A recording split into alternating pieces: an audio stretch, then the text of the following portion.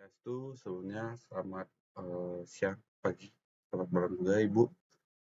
Selaku dosen pengajar, di sini saya izin membuat video presentasi terkait tentang peranan teknologi informasi dalam perkembangan industri pariwisata. Sebelumnya izinkan saya memperkenalkan diri saya terlebih dahulu. Perkenalkan, nama saya Putu Indra Putra dengan NIM 22030-255 dari Prodi Sistem Informasi Ibu. Nah, di sini saya akan menjelaskan bagi peran teknologi informasi dalam perkembangan industri pariwisata. Nah, ini dimulai dari perkenalan terlebih dahulu tentang teknologi informasi dan pariwisata. Industri pariwisata telah mengalami revolusi dan dengan munculnya teknologi informasi. Banyak produk dan layanan pariwisata telah menciptakan peluang baru bagi bisnis untuk menjangkau pelanggan dan bagi wisatawan untuk merencanakan dan memesan perjalanan mereka. Presentasi ini saya akan mengeksplorasi peran teknologi informasi dalam perkembangan industri pariwisata dan mengkaji strategi pemasaran produk e-tourisme. Yang kedua, ada pentingnya teknologi informasi dalam industri pariwisata. Yang pertama, ada sistem pemesanan online. Di sistem pemesanan online ini terdiri dari 3 bagian. Yang pertama adalah proses pemesanan yang sederhana untuk pelanggan. Yang kedua, ada peningkatan efisiensi dan akurasi dalam pemesanan dan pembayaran. Yang ketiga, ada ketersediaan waktu nyata dan informasi harga. Yang kedua, ada aplikasi seluler. Ada 3 bagian juga. Yang pertama, ada akses yang mudah ke informasi dan layanan perjalanan saat berpergian. Yang kedua, ada rekomendasi dan rencana perjalanan yang dipersonalisasi berdasarkan preferensi dan lokasi pengguna. Yang ketiga, ada integrasi dengan media sosial untuk berbagi pengalaman dan ulasan. Itu tentang pentingnya teknologi informasi dalam industri pariwisata. Selanjutnya, di sini saya akan membahas tentang produk dan layanan pariwisata. Yang pertama, ada sistem pemesanan online. Sistem pemesanan online untuk hotel, penerbangan, dan aktivitas telah merevolusi industri pariwisata. Mereka menawarkan kenyamanan, fleksibilitas, dan penghematan biaya bagi wisatawan sekaligus peningkatan efisiensi dan keuntungan bagi bisnis. Yang kedua, ada aplikasi seluler yang merupakan aplikasi seluler memberikan pengguna akses saat bepergian ke informasi perjalanan, peta, dan opsi pemesanan. Mereka juga menawarkan rekomendasi yang dipersonalisasikan dan perbaruan real-time mengenai kondisi perjalanan. Selanjutnya, ada tur realitas virtual. Tur realitas virtual memungkinkan calon pelancong untuk merasakan suatu tujuan sebelum memesan perjalanan. Mereka memberikan pengalaman yang realistis dan mendalam yang dapat mempengaruhi keputusan perjalanan mereka nanti.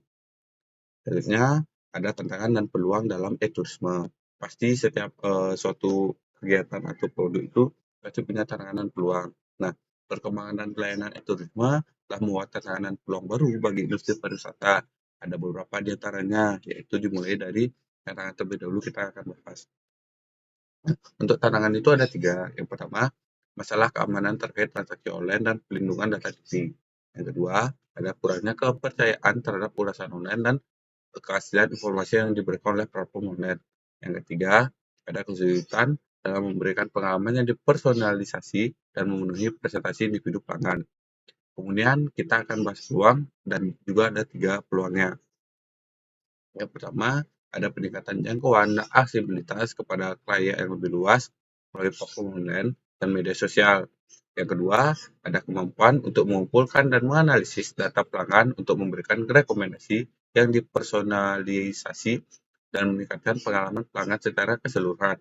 Dan yang terakhir, ada peluang untuk kolaborasi dan kemitraan dengan bisnis dan organisasi lain di industri pariwisata. Itu tentang tantangan dan peluang dalam e-tourisme. Selanjutnya, saya akan membahas tentang bagaimana strategi pemasaran produk e-tourisme. Itu ada 3. Yang pertama ada pemasaran media sosial. Manfaat platform media sosial saat ini untuk menampilkan penawaran unik produk dan layanan pariwisata. Buat konten yang menarik secara visual yang menyoroti tujuan dan mendorong konten buatan pengguna. Yang kedua ada pengoptimalan mesin pencarian atau SEO. Optimalkan konten situs web dan tag meta untuk meningkatkan peringkat mesin pencari dan meningkatkan visibilitas guna kata kunci dan frasa yang relevan untuk menarik calon pelanggan dan mengarahkan lalu lintas ke situs. Yang ketiga dan terakhir, email pemasaran. Buat kampanye email yang ditargetkan untuk menjangkau calon pelanggan dan mempromosikan produk dan layanan e-pariwisata. Gunakan pesan yang dipersonalisasi dan penawaran eksekutif untuk mendorong pemesanan dan bisnis yang berulang. Itu tadi adalah 3 jenis strategi pemasaran produk e-tourisme.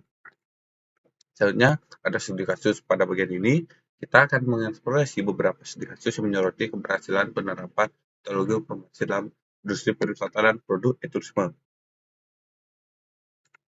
Nah, kita sudah sampai di penghujung yang merupakan kesimpulan yang bisa saya simpulkan dari apa yang sudah saya jelaskan tadi. Yang pertama ada masa depan e-tourisme. Ada masa depan e-pariwisata maksudnya. Mohon maaf. Seiring berkembangnya teknologi, industri pariwisata harus beradaptasi dengan tren dan inovasi baru agar tetap kompetitif.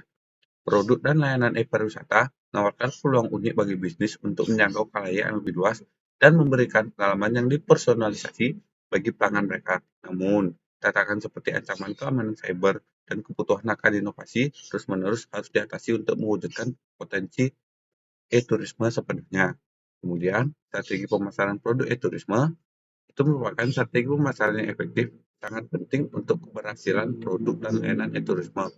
Bisnis harus memanfaatkan media sosial dan saluran pemasaran digital lainnya untuk menjangkau audiensi target mereka dan menyediakan konten menarik yang menampilkan pengalaman unik dan penawaran mereka bagi personalisasi dan umpan balik pelanggan juga merupakan faktor kunci dalam mengembangkan kampanye pemasaran yang sukses untuk produk e-tourisme.